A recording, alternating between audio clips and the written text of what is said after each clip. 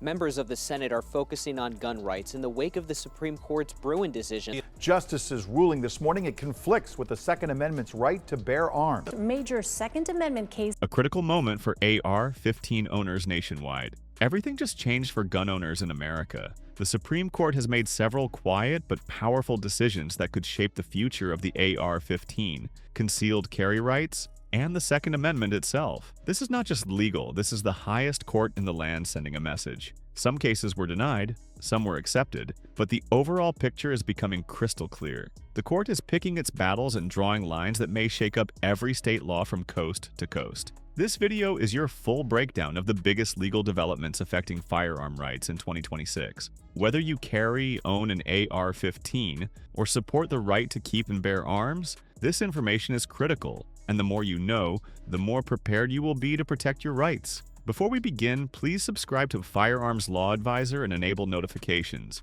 We cover every major 2A case and legal update the moment it happens, so you are never left behind when your rights are on the line. Let's break it all down.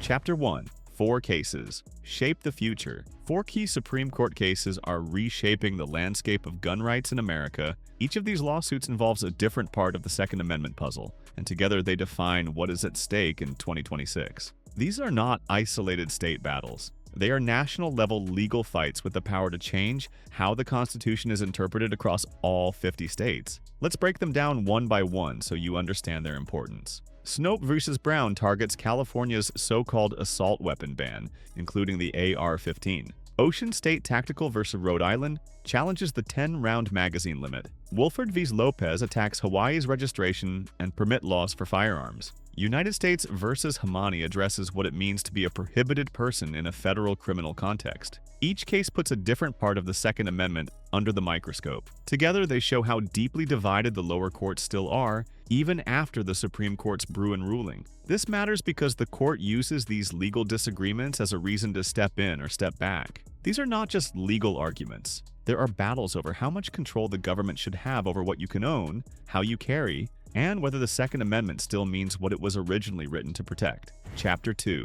Supreme Court refuses to hear the AR-15 ban case. In a shocking move, the Supreme Court decided not to take up Snope v. Brown. That means California's ban on AR-15-style rifles will remain in place for now. Even though millions of Americans believe these firearms are clearly protected under the Constitution, the case was seen as the most direct challenge to so-called assault weapon bans since the Bruen decision. But the court passed it. This denial sent waves through the Second Amendment community. California's law bans a wide range of semi-automatic rifles used by law-abiding citizens. The case showed a clear conflict between the Ninth Circuit's ruling and the Bruen precedent. Gun rights groups had hoped the court would step in and correct this lower court defiance. But the court said no, at least for now, choosing not to grant review. This does not mean the Supreme Court agrees with California's law. In fact, some believe the court is waiting for a case with a stronger factual record or more legal clarity. Others say the justices want to address magazine bans or permitting issues first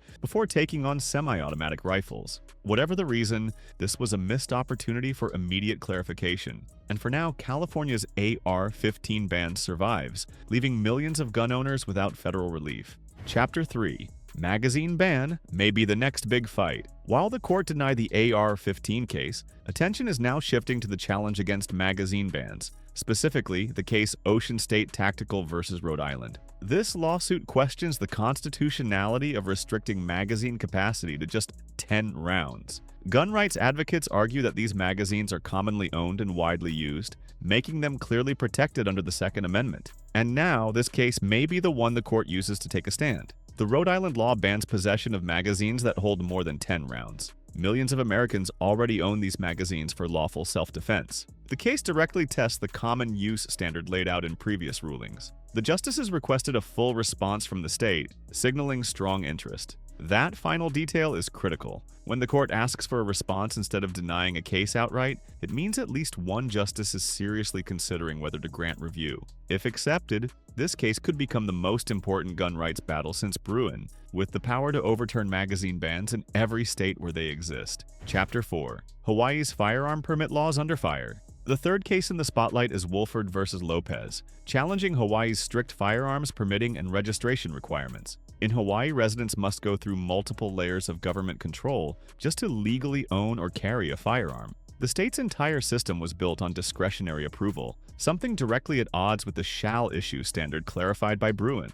Now the court is being asked to fix it. Hawaii's system requires permits, registration, and multiple approvals for ownership. Local officials had near total control over whether citizens could obtain firearms. The Bruin ruling demanded objective criteria, not subjective discretion. Wolford versus Lopez pushes the court to decide whether Hawaii's system violates that standard. What makes this case even more significant is that Hawaii has refused to update its laws in line with the Supreme Court precedent. This sets up a confrontation, and the court could use this case to reinforce Bruin and shut down permit schemes that are still operating like they never existed. This is not just about Hawaii. If the court rules broadly, every state with similar restrictions could be forced to roll them back immediately. Chapter 5. Federal gun ban may be rewritten. One of the most quietly powerful cases now on the court's radar is United States versus Hamani, which challenges the federal law banning all felons from owning firearms, even if their crimes were nonviolent and decades old. This case goes to the heart of what the Second Amendment protects, and whether lifetime gun bans are constitutional without clear historical precedent. It is a test of fairness, proportionality, and constitutional fidelity. Hamani was convicted of a nonviolent tax offense and lost his gun rights for life. The court's Bruin standard requires historical tradition, not just government interest. Lower courts are now split on whether all felon in possession bans are justified. If SCOTUS intervenes, it could end blanket lifetime bans for nonviolent felons. This is a major turning point. If the court agrees to hear the case, it could restore gun rights to millions of Americans who committed nonviolent crimes in the past but have since lived lawful lives. The outcome could redefine the scope of the Second Amendment in a way we have not seen in decades.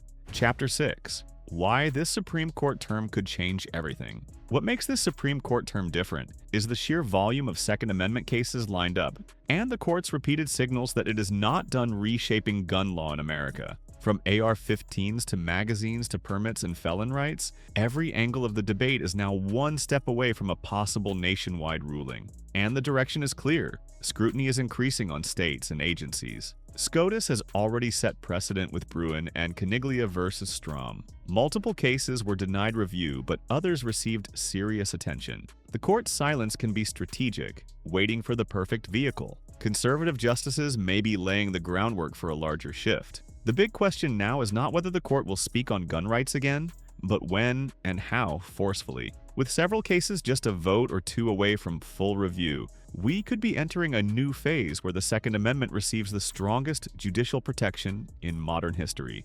Get ready for what comes next. As the Supreme Court continues to weigh critical firearm cases, one thing is clear. The fight over the Second Amendment is far from over. In fact, it may just be entering its most decisive era yet. Whether it is about AR-15s, magazines, permits, or restoration of rights, the legal battlefield is active and the stakes are higher than ever. If you care about gun rights, due process, and constitutional freedom, now is the time to stay informed, vigilant, and engaged. Every single ruling coming out of this term could alter the balance of power between the people and the government. Make sure you are subscribed to Firearms Law Advisor so you never miss a single legal update, critical ruling, or game-changing development in the world of gun rights. We break it all down with clarity, accuracy, and urgency. Hit that like button, share this video, and prepare, because the next Supreme Court move could change everything.